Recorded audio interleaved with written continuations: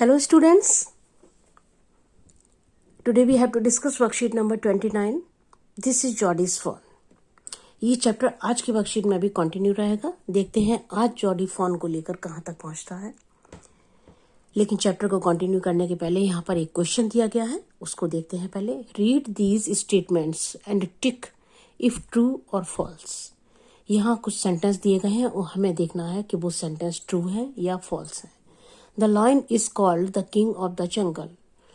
शेर जंगल का राजा होता है, सभी जानते हैं ये. तो ये सेंटेंस ट्रू है. Animals are our enemies. ये सेंटेंस फॉल्स है. एनिमल्स जो होते हैं वो हमारे एनिमी नहीं होते, हमारे शत्रु नहीं होते. तो ये सेंटेंस फॉल्स है. The eagle can fly above the clouds. Eagle cloud के ऊपर भी उड़ लेता है. ये सेंटेंस ट्रू है. ये काफी इंटरेस्टिंग फैक्ट है कि ईगल बादलों के ऊपर भी उड़ सकते हैं. जब बारिश होती है, जहां दूसरी बर्ड कोई भी सेफ जगह पर बारिश से बचने के लिए चली जाती हैं, किसी भी शेड वाले एरिया पर वो अपना जाके बैठती हैं, लेकिन ईगल अपने आप को बारिश से बचाने के लिए क्लाउड के ऊपर चले जाते हैं. है ना interesting. Ostrich can not fly. ये सेंटेंस भी ट्रू है. ऑस्ट्रिच फ्लाई नहीं करते. The cow is a wild animal. ये सेंटेंस रॉन्ग है, सभी जानते हैं काउ तो हमारे घरों में रहती है. अब आगे देखते हैं chapter. His arms began to act and he was forced to stop again. हम लोगों ने कहानी में देख लिया था कि जॉडी फोन को लेकर अपने घर की तरफ चलना शुरू कर देता है. अभी वो फॉरेस्ट में ही है और फोन को अपनी गोदी में उठाए हुए है, अपने हाथों में उठाए हुए है.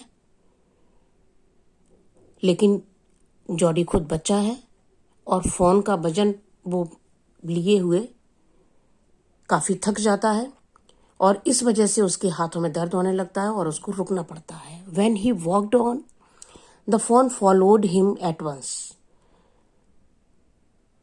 जब वो चलना शुरू करता है तो फोन उसको फॉलो करने लग जाता है. He allowed it to walk a little distance. थोड़ी दूर तक तो जॉडी उसको अपने पीछे आने देता है, चलने देता है. Then picked it up again.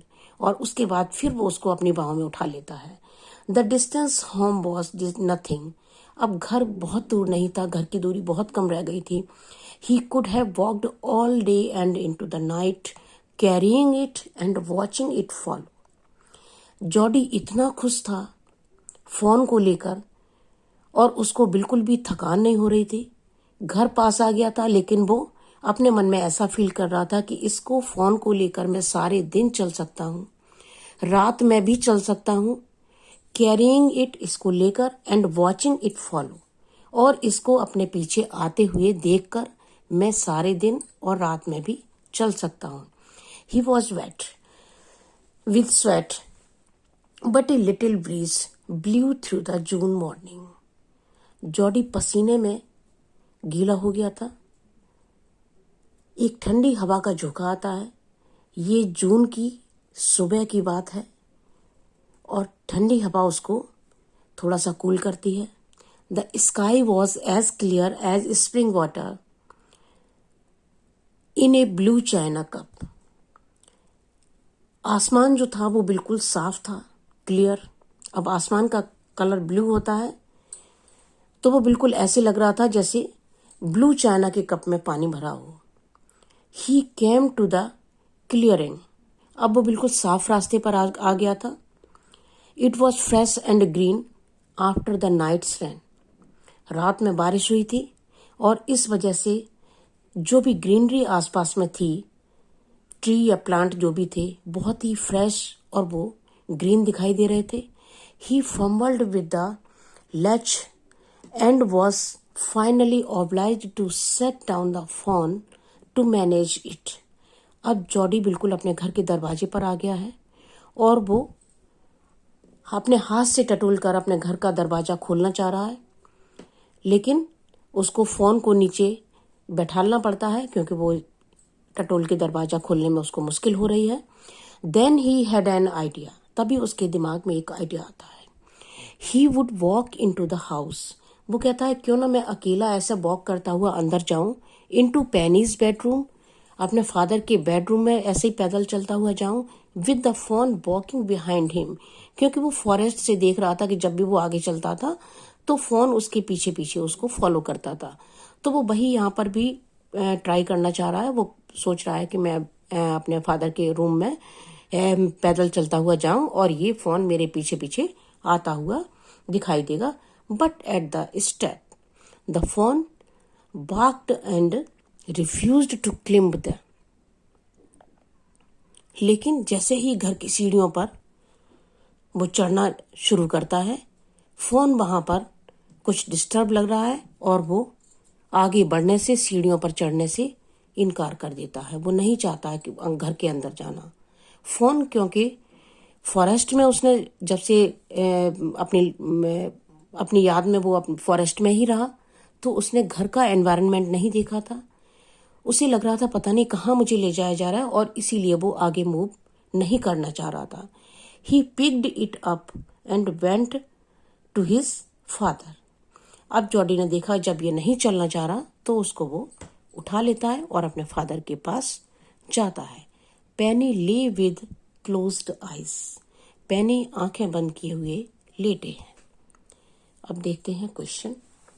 Now complete the following sentences using the hints given in brackets. शुरू में ही ब्लैंक है। Arms began to ache and he was forced to stop again. कौन है ये? किसके हाथ दर्द करने लग जाते हैं? जॉडिस के। It was the month of, अभी किस मंथ की बात हुई थी? जून की। The sky was as clear as spring water in a blue china cup. It was fresh and green after the night rain. Answer the following question. एक और question है आगे। Who is Penny? Penny कौन है? Penny is Jodie's father. What happened to Jodie's father? Jodie के father को क्या हुआ था? Jodie's father was bitten by a rattlesnake. Then he had an idea.